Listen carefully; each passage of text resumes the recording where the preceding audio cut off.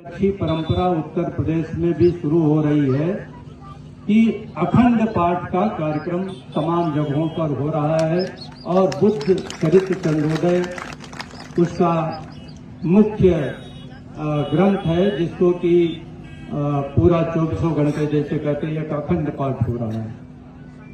बहुत ही सरल भाषा में, बोधगम्य भाषा में, आम जनता की भाषा में, जैसा कि तुलसीदास जी ने अभी बता रहे थे, हमारे विश्वकर्मा जी की सनातन धर्म का ग्रंथ रामचरितमानस लिख दिया, उसी ढंग से करीब करीब अवधि की भाषा में ही, जहां तक मैं उसको पढ़ा है, उसी भाषा में संपूर्ण ग्रंथ वो लिखा गया है। और निश्चित रूप से जिस ढंग से बुद्ध के पूरे जीवन पर वो महाकाव्य है और जिस ढंग से बोधगम्य भाषा में लिखा गया है, बुद्ध के बड़े ही उदात्त विचार को, उनके दृष्टि को, उनके दर्शन को जितने सरल भाषा में और गांव देहात की भाषा में उन्होंने लिखकर एक महाकाव्य की शक्ल दिया है, तो निश्चित रूप से इस ग्रंथ के माध्यम से बुद्ध की बात, बुद्ध का दर्शन, बुद्ध का रास्ता प्रत्येक घर तक जाएगा और बुद्धमय भारत को बनाने में इस ग्रंथ का बहुत बड़ा योगदान होगा। और ये महाकवि विनीत विक्रम बौद्ध जी की जन्मस्थली, इसलिए भी बड़ी इच्छा थी इस धरती को नमन करने की, इसलिए आप लोगों के बीच आया। मित्रों, बातें बहुत है, दर्द बहुत है और आप सभी उसी दर्द के भागीदार हैं और उसी दर्द से प्रेरित होकर, उसी करुणा से प्रेरित होकर के आज यहाँ इकट्ठा हुए हैं। हमारा देश बहुत महान देश है और इस देश में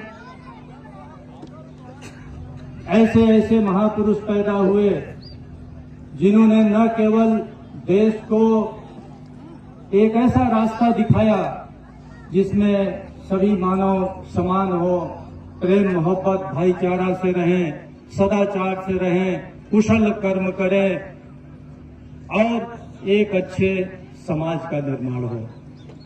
और बंधुओं, हम लोग बहुत बड़ी बड़ी बातें करते हैं, अखंड भारत का निर्माण हो, अखंड भारत का निर्माण हो। मैं आप लोगों से कुछ प्रसंग रखना चाहता हूं कि जब भगवान बुद्ध बोध गया की धरती पर बुद्धत्व प्राप्ति के एक दिन पहले ध्यान मग्न थे, तो रात्रि के अंतिम पहर में उन्होंने 4 सपने देखे थे या 5 सपने देखे थे, मुझे संख्या नहीं याद आ रही है। एक उसमें से जो सपना था, जो सबसे जिसकी मैं व्याख्या करना चाहता हूं, जिसके बारे में यहां उल्लेख करना चाहता हूं, भगवान बुद्ध ने सपना देखा कि वो पूरे जम्बू द्वीप पर लेटे हुए हैं। उस समय भारत को जम्बू द्वीप कहा जाता था, भारत नाम नहीं था, जम्बू द्वीप था। और उन्होंने क्या सपना देखा कि जम्बू द्वीप पर लेटे हुए हैं और उनका माथा हिमालय पर्वत पर है, उनका पैर दक्षिण में समुद्र को छू रहा है, एक हाथ बंगाल की खाड़ी को और एक हाथ अरब सागर को छू रहा है। आप लोग सभी पढ़े लिखे लोग हो, विद्वान लोग हो, तमाम इसमें इतिहास के मर्मज्ञ लोग भी हैं, प्राचीन इतिहास भी पढ़े होंगे, साहित्य भी पढ़े होंगे। आप लोग भगवान बुद्ध के इस सपने के पहले शायद कोई ऐसा प्रकरण नहीं बता सकते जिसमें इतने विशाल भारत का, इतने अखंड भारत का वर्णन भगवान बुद्ध के सपने के माध्यम से किया गया हो। तो ये सपना एक ढंग से अखंड भारत का दिग्दर्शन कराता है हमें। और इस सपने में एक अर्थ ये भी है कि बुद्ध लेटे हुए हैं, पूरे भारत पर लेटे हुए हैं। और बुद्ध भारत पर लेटे हुए हैं तो क्या अर्थ हुआ कि बुद्ध की इच्छा थी ये पूरा जम्बू द्वीप बुद्ध की विचारधारा से बुद्धमय हो जाए, और जब बुद्धमय हो जाएगा तो निश्चित रूप से विश्व में ये सिरमौर होगा और अखंड भी होगा और विश्व गुरु का ये कार्य करेगा। तो भगवान बुद्ध का विचारधारा, भगवान बुद्ध पूरे जम्बू द्वीप पर लेटे हुए हैं। मतलब क्या हुआ? यानी पूरा ये भारतवर्ष बुद्धमय हो। और बुद्धमय भारत का क्या अर्थ हुआ?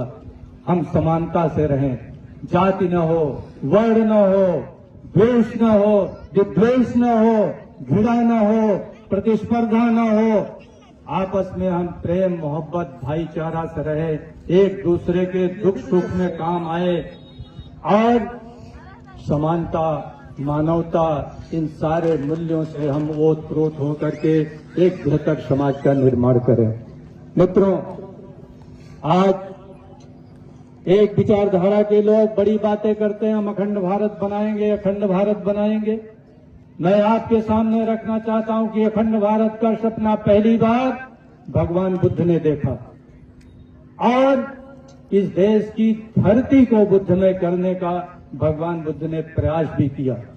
आपको मालूम होगा कि उन्हें 39 वर्ष की अवस्था में या 36 वर्ष की 35 वर्ष की अवस्था में उनको बुद्धत्व प्राप्त हुआ और 45 साल तक उस समय, आज तो हमारे पास चरपहिया वाहन है, तमाम बाद में रथ विकसित हो गए, तमाम गाड़ी घोड़ा दुनिया भर का है, तब भी हम इतना भ्रमण नहीं कर पा रहे हैं। लेकिन भगवान बुद्ध 45 साल तक पैदल, खड़ाऊ भी नहीं पहनते थे, जूता चप्पल भी नहीं पहनते थे, ऐसे विकट मार्ग पर जंगल पहाड़ सबको लांघते हुए भगवान बुद्ध 45 साल तक अनवरत चलते रहे। और चलते क्यों रहे? चलते इसलिए रहे कि भगवान बुद्ध को जिस ज्ञान की प्राप्ति हुई थी, वो ज्ञान क्या था? वो हमको जोड़ने का ज्ञान था। हमें भाईचारा, प्रेम, मोहब्बत, करुणा, दया, कुशल कर्म को सिखाने का वो ज्ञान था।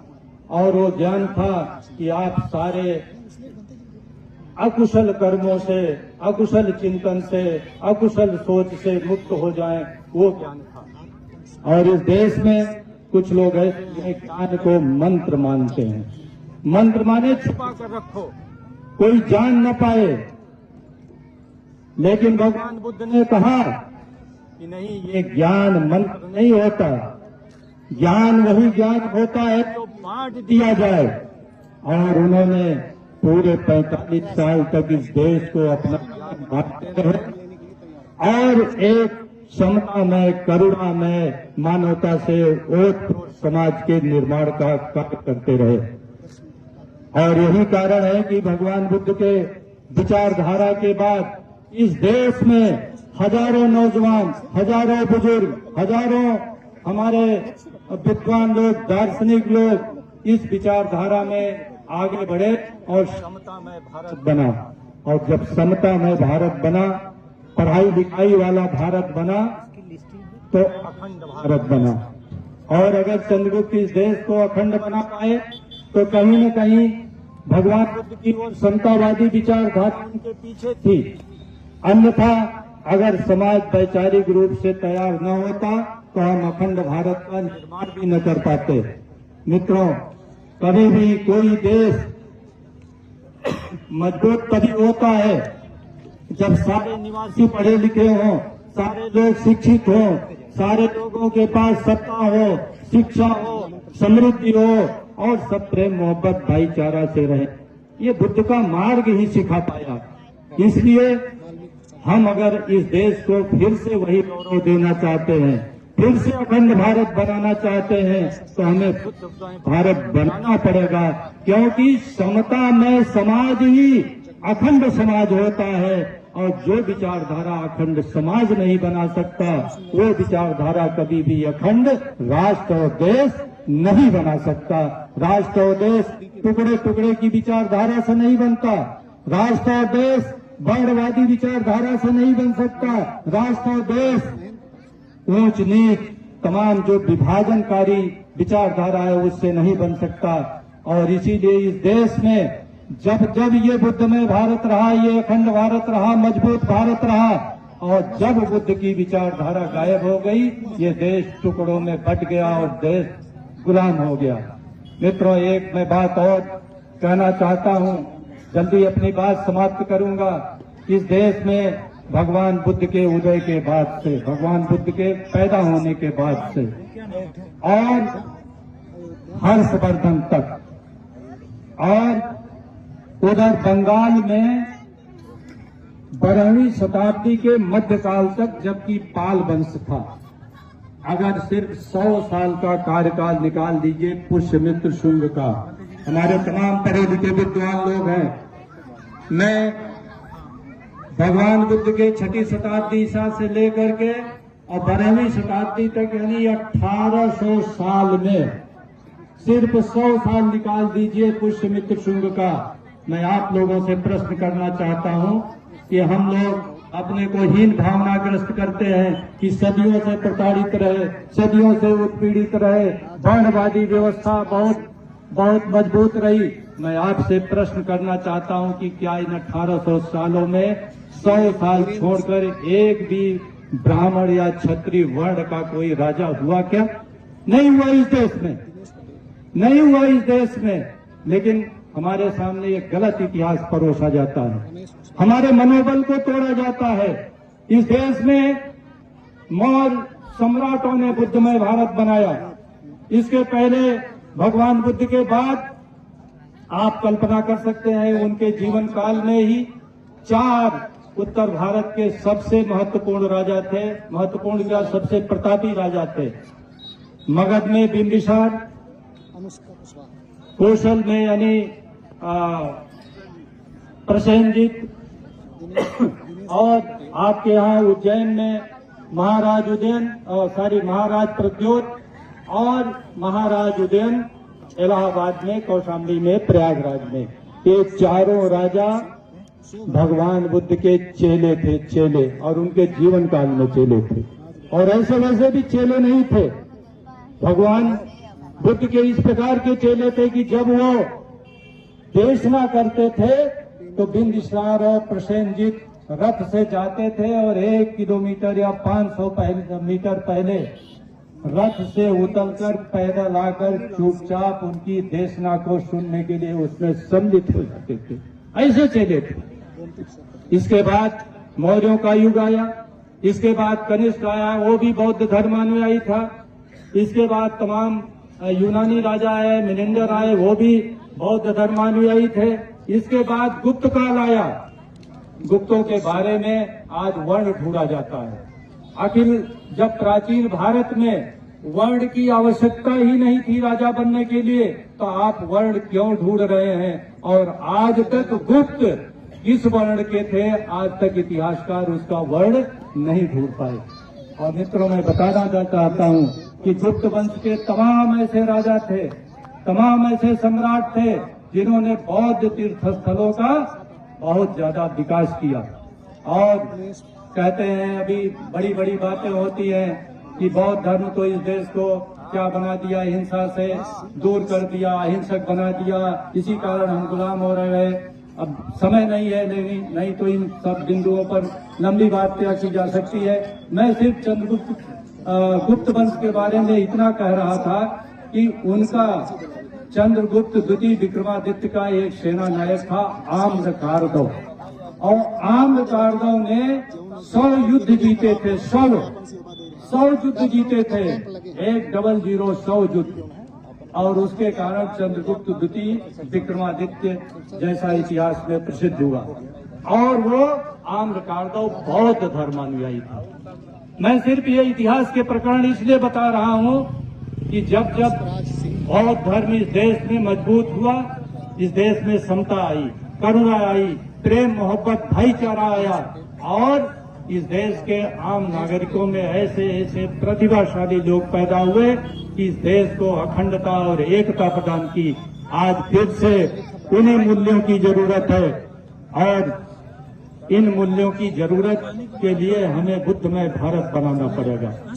और बुद्धमय भारत बनाने के लिए ये जो देवर कोठार से आंदोलन शुरू हो रहा है, ये जो ट्रस्ट के माध्यम से बात जा रही है, ये हम लोग भी कोशिश करेंगे इसको आगे बढ़ाएं।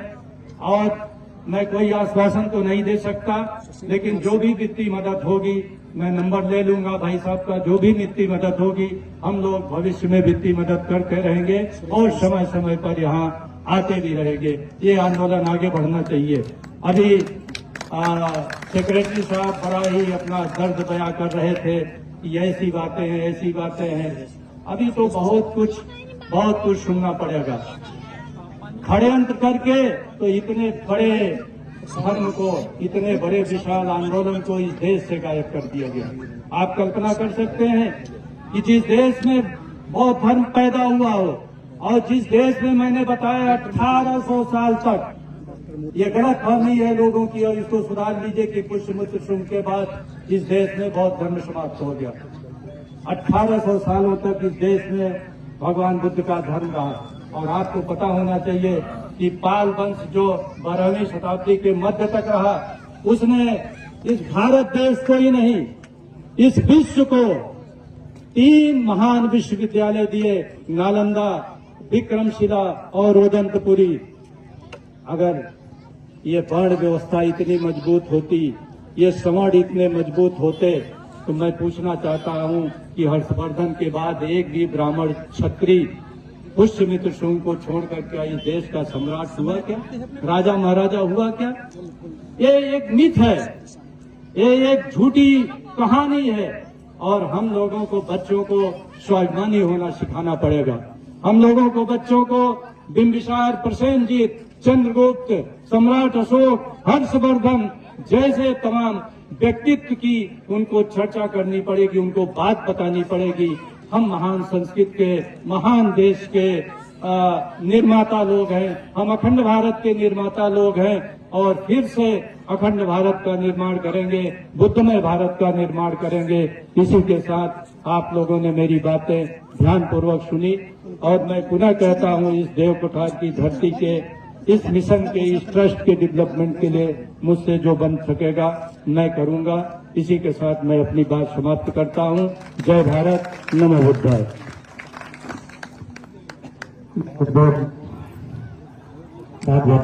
साधुवाद साक्षात